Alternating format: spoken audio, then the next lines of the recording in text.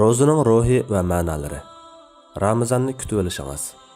Shubhasizki, inson bir ishni qilganda yoki biror joyga ziyoratga borganda va yoki biror kishi bilan ko'rishganda u bu damning qaytib kelmaydiganligini idrok etsa, buningdan tug'ilgan hissiyot shu damki takrori yo'q fursatni g'animat bilishning intayin zarurligidan iborat yana bir xil tuyg'uni barliqqa keltirdi.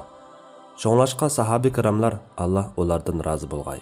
Peygamber sallallahu aleyhi ve sellem'den birer tebliğini anlaganida qalblari titrab, kirpiklari namlanib, uni bütün jahdlari bilan cho'nqur his qilishadi.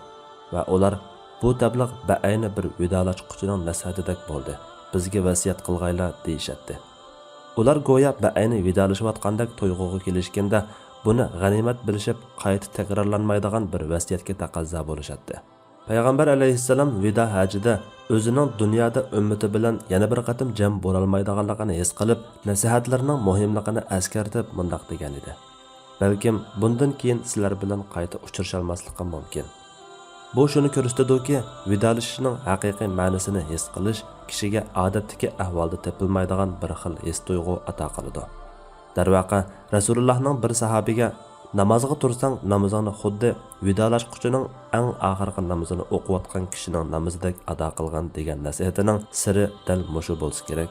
Kelinglar, tasavvur qilib boqaylik. Aytaylik, ixlosmand bir kishi shu tapda namoz o'qimoqda. Agar u mushu namozi bilan dunyodan xo'shlashadiganligini bilsa, mazkur namozning xushulari, chin ixloslari, tamomlanishi va rastchil duolari qandoq bo'lar ha? Haqiqatan Peygamber aleyhisselam hadislarida bizga Allah eng to'g'risini bilguvchidir. Ibodatning odatga aylanib qilish xavfidan qandoq qutulalaydiganligimizni ko'rsatib qo'ygan.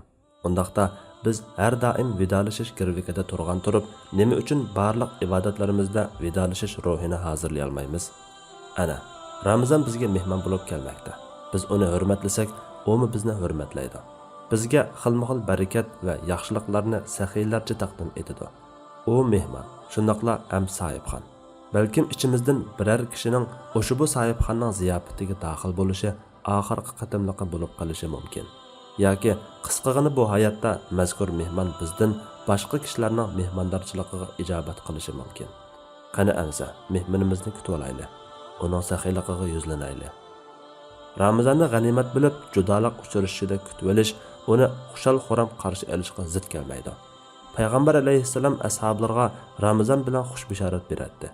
Onun her daqiqasidagi barakat va rahmatlariga qiziqtirib shundoq deydi. Ramazan oyi sizlarga yetib keldi. Bu muborak oydir. Alloh sizlarga uning ro'zasini farz qildi. Uningda jannat eshiklari ochiladi, do'zax eshiklari taqiladi. Shaytonlar bog'lanadi. Uningda 1000 oydan yaxshi bo'lgan bir kecha bor. Kimki uning yaxshiligidan mahrum qolsa, haqiqiy mahrum qolgan bo'ladi. Cho'nqur ma'nolarga to'lgan bu so'zlarni qayta o'ylanib baqing. Mushundaq sifatga ega saxiy bir oy sizga yaqinlab kelsa, bu oy kelar yili yana keladigo degan o'y bilan g'animat bilmasangiz, bu oyni vidolashquchining ibodatidek ixlos bilan ibodat qilib o'tkazmasangiz, siz mahrum bo'lmay, kim mahrum bo'lsin? O'tgan salaf solihlarimiz bu oyni ishtiyoq bilan kutishadi. Kunduz ro'zasini va kecha amallarni qo'llashib, kun tunlarni taat ibodat bilan o'tkazadi. Shu jumladan Yahya ibn Abi Kasir rahimahulloh duo qilib, ey Allah, bizni Ramazonga salomat yetkazgin. Ramazonni bizga tinch aman qilib bergin. Amallarimiz qabul bo'lgan holda Ramazonni oxirlashtirgan degan ekan. Ular xuddi Mualla ibn al-Fazl misoli Ramazondan ilgirki 6 oyda Alloh taoladan o'zlarini Ramazonga salomat yetkazishni tilasa, keyingi 6 oyda Ramazondagi amal ibodatlarni qabul qilishni so'rab duo qilishadi. Bu ayni kutib olish va obdan o'tkazish uchun qilingan mana shundoq samimiy tayyorliklar Allohning bu ayni ulug'lash to'g'risidagi so'zlarini biladigan, Payg'ambar alayhisolamning bu ay to'g'risidagi sunnatlarini tushunadigan tirik bir qalbning namoyandasidir. Imom Ibn Rajab mundaq deydi: Ramazon oyiga o'lishish Alloh bekitgan kishilarga nasib bo'ladigan katta ne'matdir. Uning dalili 3 kishi haqida kelgan tuvandagi hadisdir. Vaqtdagi 3 kishi o'tgan bo'lib, ularning ikkisi shahid bo'lib ketdi. Uchinchisi u ikkisidan keyin o'z uyida vafot bo'ldi. Boshqa bir kishi tushida bu kishining halaqa 2 shahidning oldiga o'tib ketganligini ko'rdi. Payg'ambar alayhisalom tushuntirib shundoq deydi: U kishi ikkalandan keyin nurg'un namozlarni o'qimadimi? Ramazonga olishib ro'za tutmadimi? Jinim ilkida bo'lgan zot bilan qasamki, ularning orasida xuddi osmon bilan zaminning oraliqida cho'ngroq farq bordir. Bandalarning ekinzari Ramazon keldi.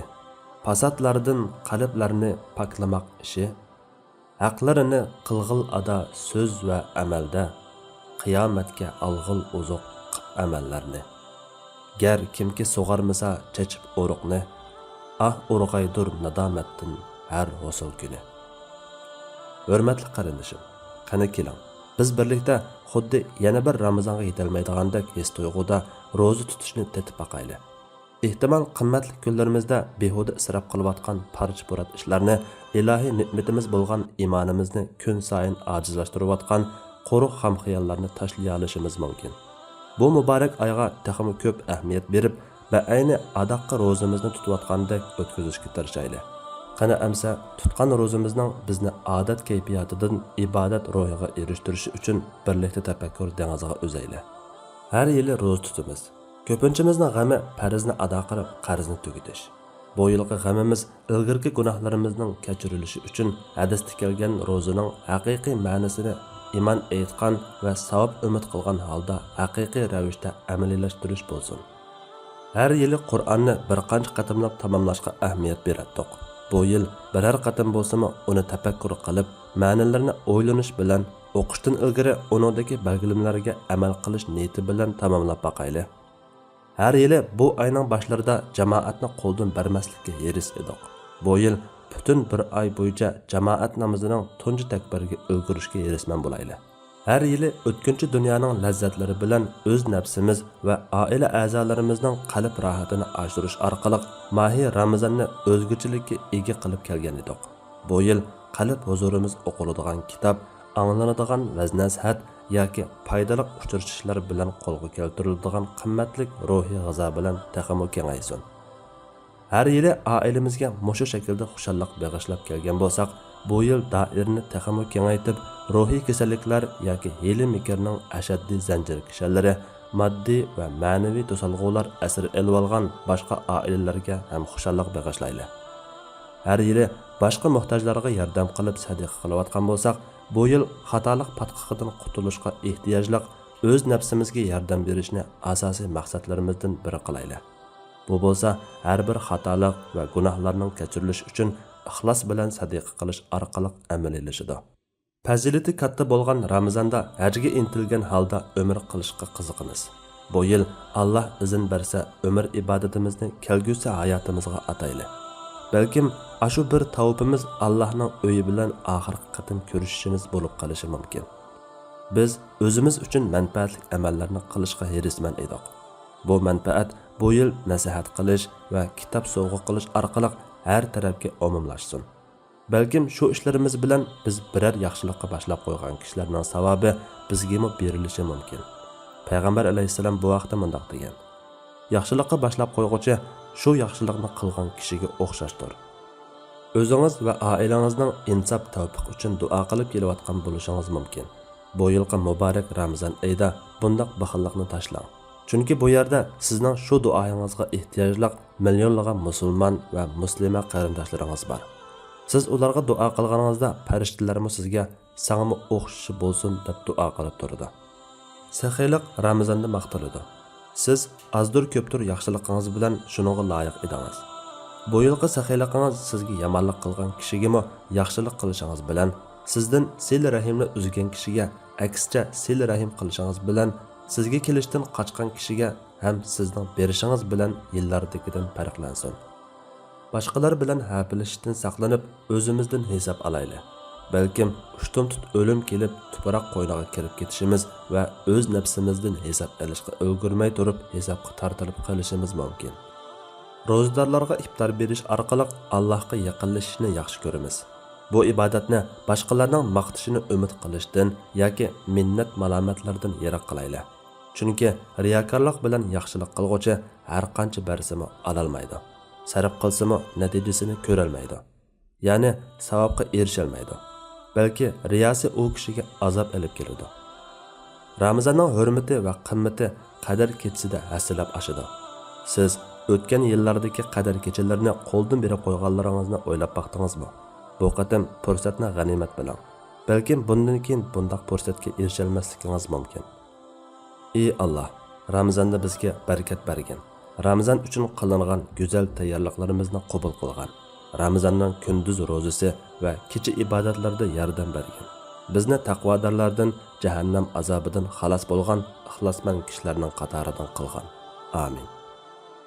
Manba Dr. Abdul Aziz Mustafa Kamil. Ro'zaning ruhiy va ma'nolari. Arabchadan tarjima qilguvchi Muhammad Tursun Yusuf. Sajiya Islom tadqiqot markazi.